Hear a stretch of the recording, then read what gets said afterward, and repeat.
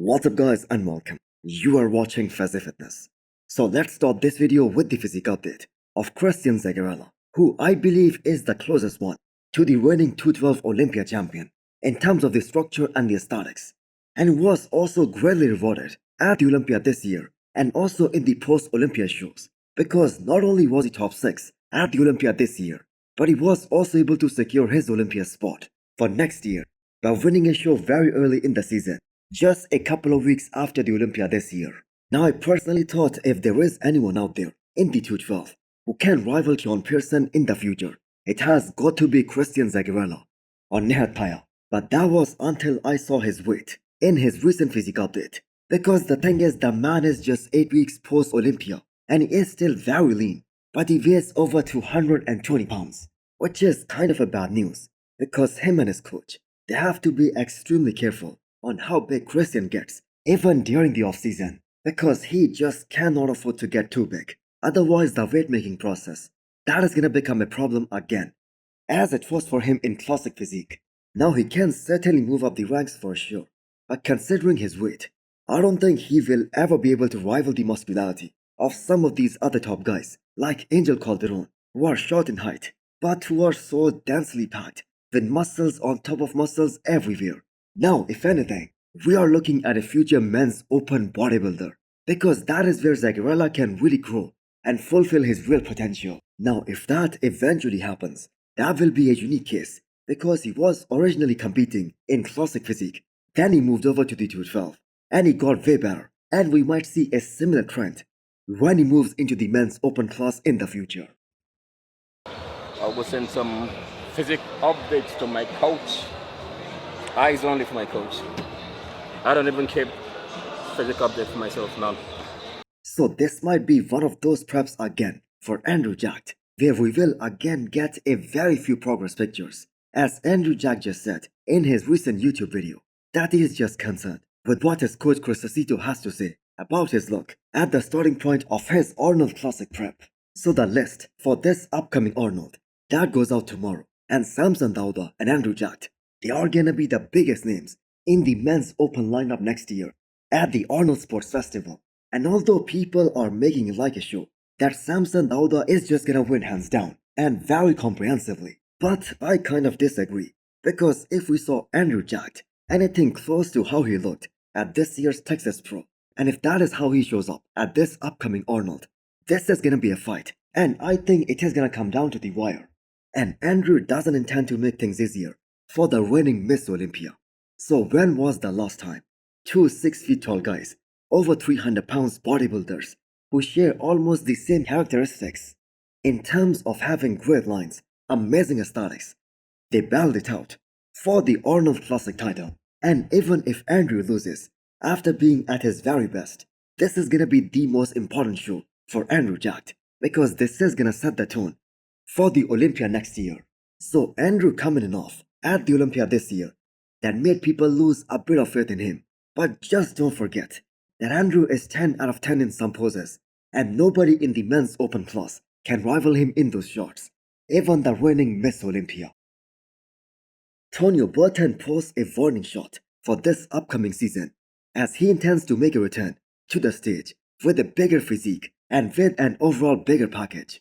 Now bigger is very important in reference to Tonio Burton, because he has one of the most impressive shapes in the men's open lineup, and he has proven himself time and time again on the big stage by placing top 8 at the Olympia last year, beating guys like Regan Grimes and Hassan Mustafa. And honestly, I have got to say the way the placings went at this year's Mr. Olympia, with William Bonac in 7th and Rafael Brandao in 8th, Tonio Burton again would have placed around those same spots this year as well. But that time off, that was necessary for him to put on more muscle to grow, because he was originally a 212 guy and he switched over to the men's open class. And ever since then, he never really had a proper off season. He was always competing for most part of the year. Now Tonio Burton, just like Martin Fitzwater, will never be a guy who is gonna weigh 240 pounds on the stage. Now he has won shows weighing less than 220, and for his frame, he doesn't need a lot of weight.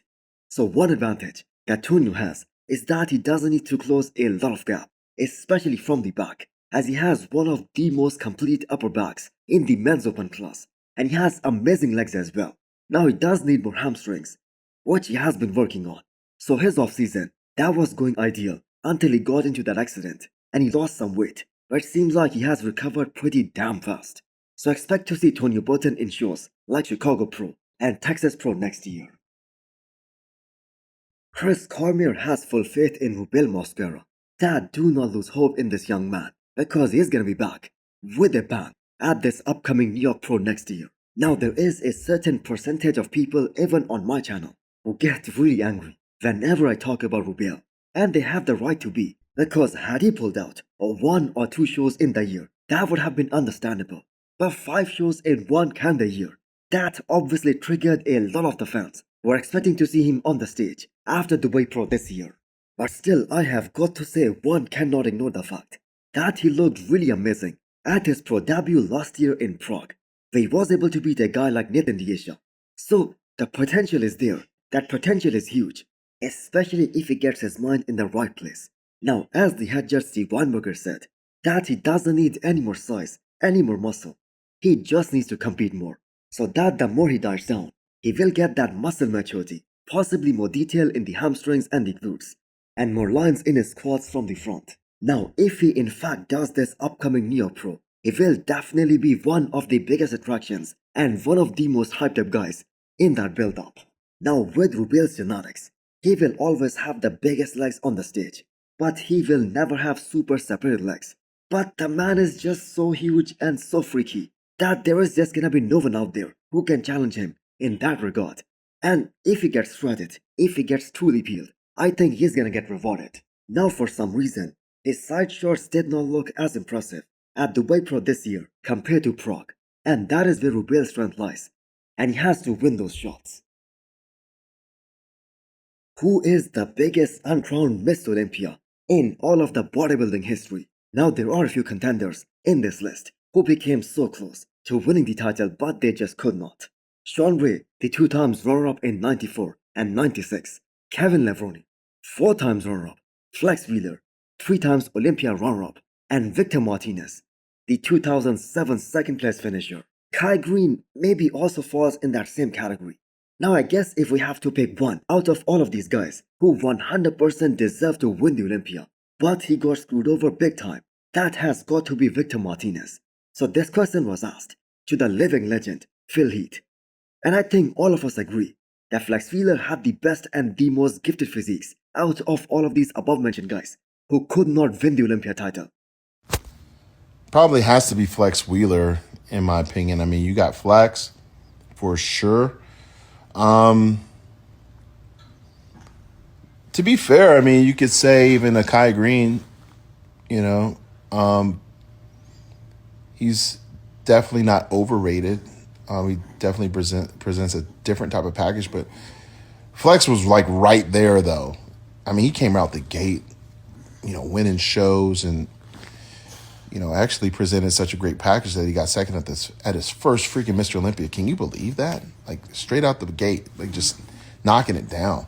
But yeah, he's probably I wouldn't say by far, but definitely my choice.